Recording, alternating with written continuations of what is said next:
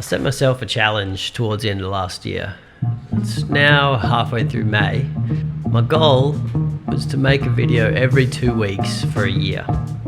My aim was to be consistent. That said, this week has been tough. I've been on the couch for about 5 days straight. Leading into the deadline of this weekend, I wasn't very sure how I was going to do a video. I was not really feeling it. But I still wanted to stick to my goal. I still wanted to make that video.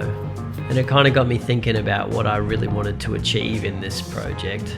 Number one, I wanted to get better at telling stories. And number two, I wanted to get better at making videos.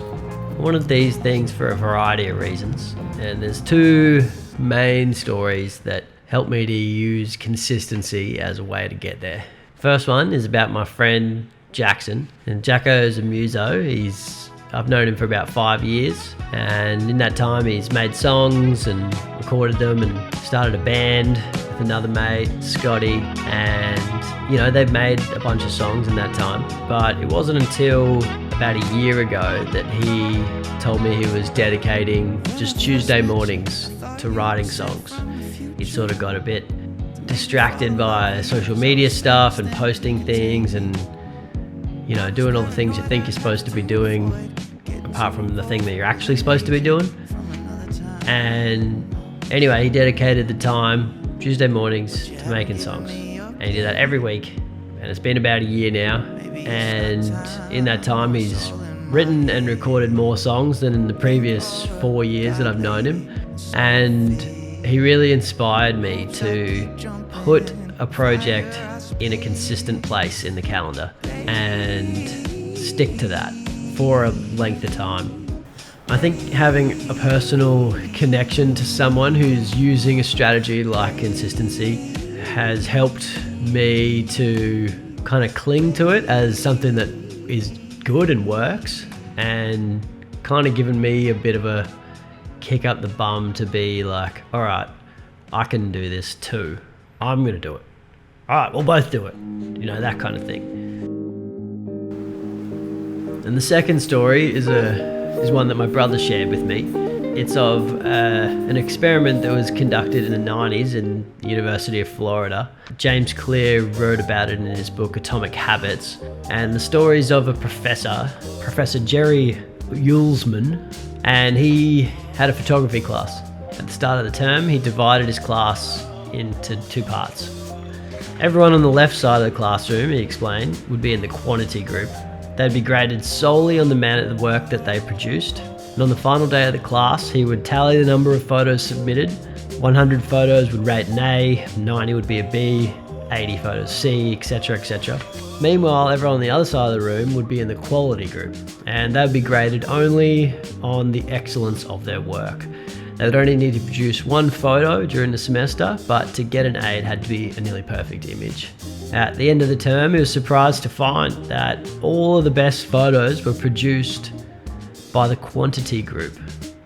During the semester, these students were busy taking photos, experimenting with composition and lighting, testing out various methods in the darkroom, and learning from their mistakes. In the process of creating hundreds of photos, they honed their skills. Meanwhile, the quality group sat around speculating about perfection. In the end, they had little to show for their efforts other than unverified theories and 1 mediocre photo.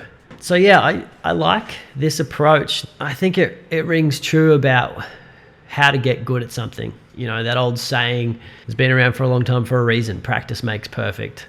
And I think it's an approach that we don't particularly explore enough in schools. The reward for doing lots rather than doing good isn't often there. We're often looking at the outcome rather than the process. And that's the one that comes up a lot for me over the years. Process.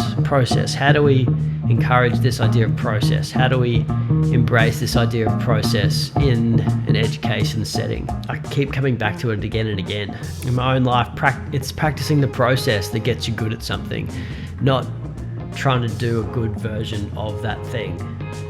I've started mucking around in it. I've had an opportunity to do it at the moment. I've got a music class, and we don't have to assess in this class. It's grade 7 music. We don't have to do an assessment. It's pretty much the first subject that I've had where that was a thing, where we didn't have to assess. So it was more about, well, how do I make this process fun and enjoyable and engaging for the kids, you know, more so than trying to go for this end thing. And I'd been thinking about these things, about how to get the process going. And so their goal is to record as many pieces of music as possible. And I gamified it a little bit. I added a leaderboard. I got points for different levels. Like if you write an original song and have lyrics, it's 10 points. If you do a cover, it's 4 points. If you just do an instrumental, it's like 3 points, etc., etc. Different levels of different things. And the kids are going nuts for it. They are loving it. And they're getting so much better so quickly. It's so cool to see. I just wonder where else we can do this type of learning in the classroom. How can we embrace this idea of quantity over quality in the pursuit of learning, and very often getting better results from it? So yeah, I guess it's why I'm making one video a fortnight for a year. I wanted to get a quantity done and just go through the process a bunch of times so that I can get good at it, I can get fast at it, I can get comfortable with it. I can make a bunch of bad ones and it's fine. And then through that process, I can get good at it. It comes back to that idea of trust the process. And so even though I'm sick and even though I didn't really want to do it this week, or I didn't know how to do it, my brain was mush and I was pretty useless, I'm still making a video and I'm sticking to this thing of consistency. See how it goes for you. How does it work in your life? How have you done it in your life? Thanks.